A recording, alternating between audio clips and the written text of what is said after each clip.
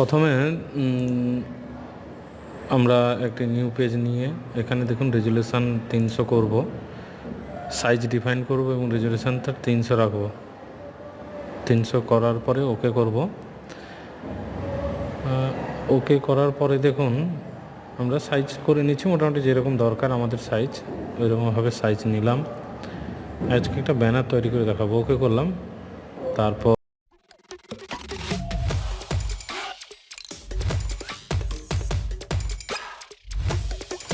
ওপেনে গেলাম। ওপেন থেকে আমরা যে ছবিটাকে নিতে চাই ওই ছবিগুলোকে মোটামুটি সিলেক্ট করে নেব, ঠিক আছে? তো দেখুন আমার যেখানে ছবি রয়েছে আমি ওখান থেকে সিলেক্ট করে নিচ্ছি ব্যানার ডিজাইনিংয়ের জন্য। 15ই আগস্টের ব্যানার একটা ডিজাইন করব আমরা। তো নিয়ে নিলাম, প্রথমে একটা পিকচার নিয়েছি, ওই পিকচারটাকে ছোট করে সাইজ করব।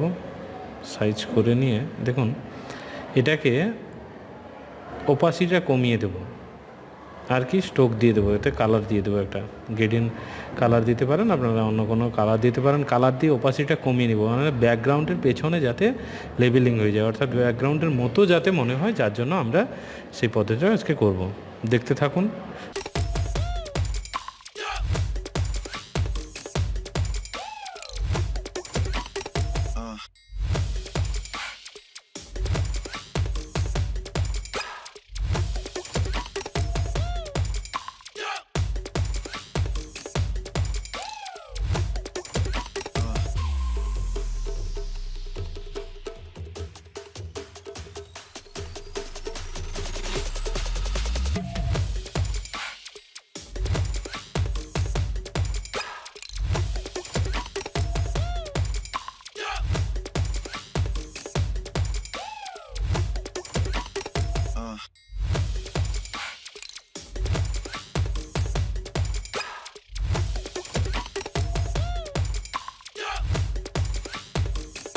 এবার দেখুন আমরা যেসব ছবিগুলো দরকার মোটামুটি ছবিগুলো পিকচারগুলো নিয়ে নিয়েছি আমরা। আপনারা পিএনজি ফরম্যাটে অনলাইন থেকে ডাউনলোডও করতে পারেন।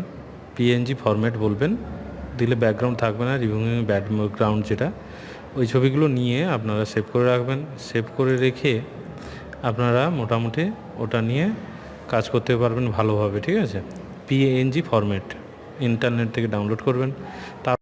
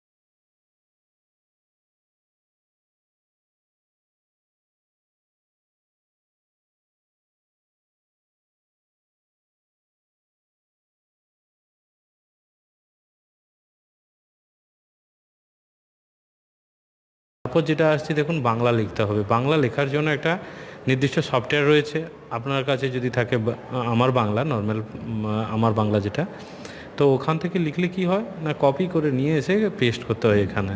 কিন্তু আরেকটা সফটওয়্যার রয়েছে, আরও 2-3টা সফটওয়্যার রয়েছে। আমার কাছে যেটা রয়েছে সেটা হচ্ছে এসআরবি বাংলা। এসআরবি বাংলা থেকে আমি ডাইরেক্ট ফটোশপ 7-এ লিখতে পারি, ঠিক আছে? তো আপনারা চাইলেও কমেন্ট করে জানাবেন, ওটা নিয়েও একটা ভিডিও করে দেবো আমি, এসআরবি বাংলা কীভাবে পাবো। আমার কাছে সফটওয়্যার রয়েছে, আপনারা যারা চাইছেন কমেন্ট বক্সে আমাকে লিখে পাঠাবেন, আমি অবশ্যই দিয়ে দেবো। তো দেখে নেব কীভাবে বাংলা লিখতে হয়, বাংলা লিখবো, বাংলা টাইপ করব, আপনারা শিখে নিতে পারবেন। পরের ভিডিওতে যদি আপনাদের রিকোয়ারমেন্ট থাকে তাহলে আমি বাংলা টাইপিংটা শিখিয়ে দেবো, ঠিক আছে? ওকে, না হলে আপাতত আমার বাংলা যদি থাকে, আমার বাংলাতে নর্মালে আপনি ওখান থেকে লিখে এনে এখানে পেস্ট করতে পারেন। না হলে এখান থেকে যদি ডাইরেক্ট লিখতে চান তাহলে এসআরবি বাংলা কিংবা এসটিএম বাংলা, ঠিক আছে? ওকে, তো দেখুন আমি এসআরবি বাংলাতেই টাইপ করছি। ৭৬তম স্বাধীনতা দিবস শুভেচ্ছা। আর আপনারা দেখতে থাকুন।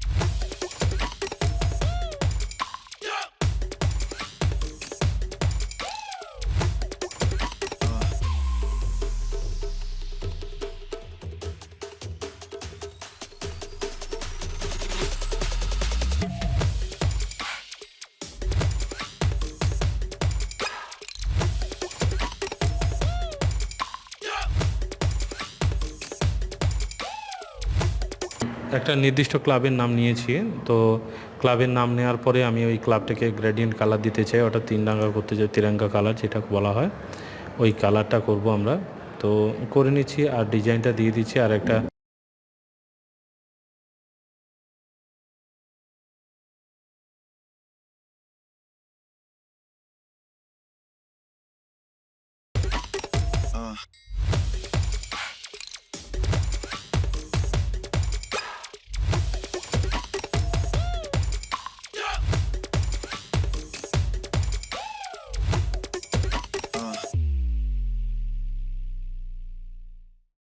শেপ নেব, ব্যাকগ্রাউন্ডে যাতে শেপ থাকে, ওই শেপটা নিয়ে আমি একটা শেপটা দিয়ে দেবো পেছনে, দিয়ে ওটাকে দেখুন লেয়ার ধরে আপনি উপরের দিকে টেনে দেবেন, তাহলে নিচে চলে আসবে ওটা। ঠিক আছে, আপনি যে লেয়ারটাকে উপরে রাখতে চান ওটাকে উপরের দিকে রাখবেন, লেয়ারটাকে যেটা নিচে রাখতে চান নিচে রাখবেন। ঠিক আছে।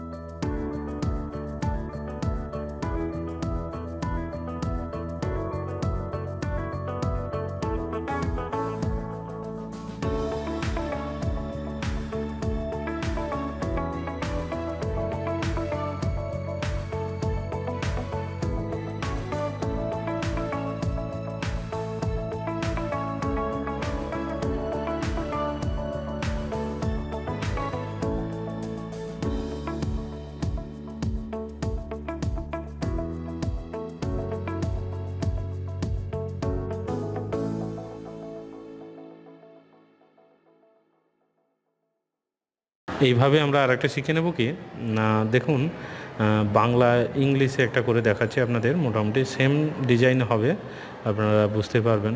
দেখুন ইংলিশে একটা করেছি, তো এখানে ইংলিশ রেডি করেছি, তার পেছনে একটা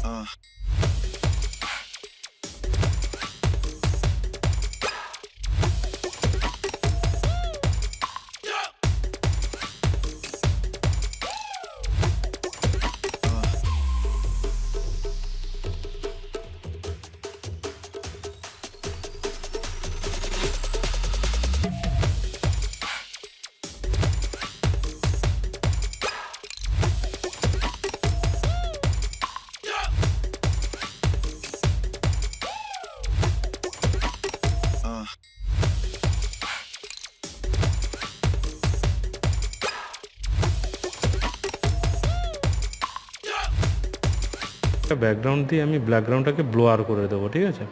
তো আপনারা জানেন পদ্ধতিটা আগে দেখিয়েছি ব্লোয়ার কীভাবে করতে হয়, মোটামুটি সেই পদ্ধতিতে ব্লোয়ার করলাম। ব্লোয়ার করলে দেখুন আরও ডিজাইনটা বেশি ভালো সুন্দর লাগলো, ঠিক কি না। তো এইভাবে ব্যানার যদি আরও ডিজাইন দেখতে চান, আমার চ্যানেলটিকে সাবস্ক্রাইব করে রাখুন, তাহলে আপনারা ব্যানারের ডিজাইনিং আরও দেখতে পাবেন।